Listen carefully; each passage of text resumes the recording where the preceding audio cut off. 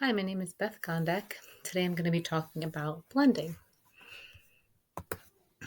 So, according to Anne Curzan, she would describe blends by saying that they're created by joining two or more words, at least one of which must be clipped, and that blending is a hybrid process of clipping and combining. So, an example, we have internet is a blend derived from inter and net. Okay, inter meaning connected, net from work. Some other well-known blends include smog, which is smoke plus fog, and motel, which is motor plus hotel.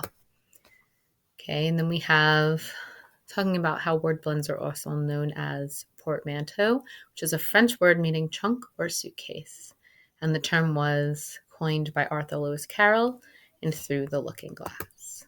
Okay, and then we have just talking about blending through history.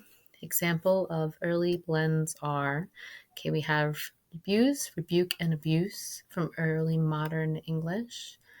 Many of the words are derived from ancient Latin and Greek, and other European languages like German or French.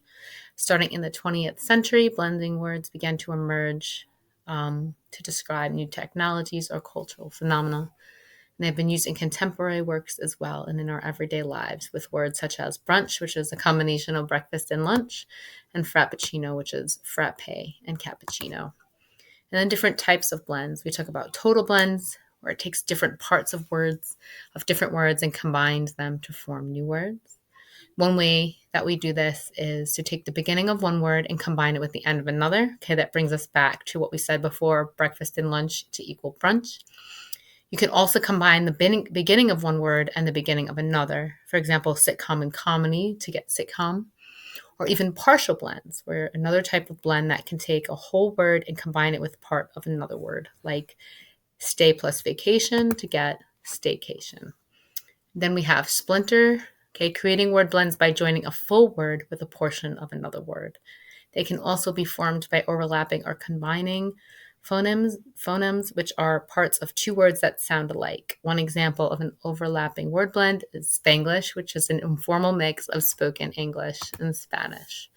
Okay, why do we use blends today? So what I love about it is the connection to our modern language, combining popular words or phrases to find a name for something that doesn't have a word yet. So wanting to find a name for something that's kind of like a food and a sport combined to get the word sport, like hungry and angry to get hangry, shop plus alcoholic to get shopaholic.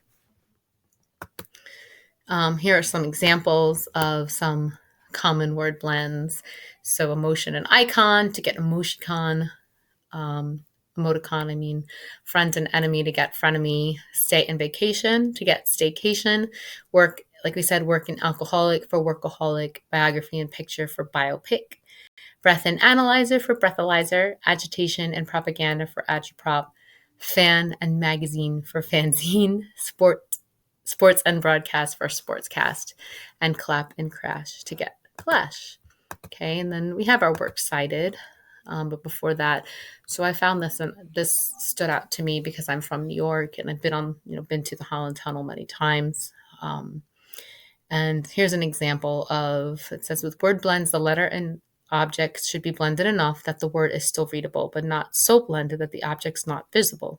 This image is an extreme example where the New York Times made fun of a word blend that has been hung on the Holland Tunnel for years. Okay, their critique is that although replacing the O with the wreath was okay, because you can read it, when you replace the N with a tree, it was terribly unaesthetic, and replacing the U with a wreath made the word tunnel look like tunnel.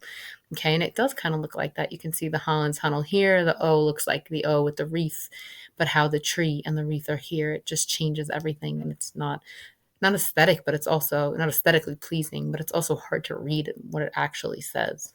Okay, and here we have our work cited again, just going through everything on blending and how it's incorporated into modern day.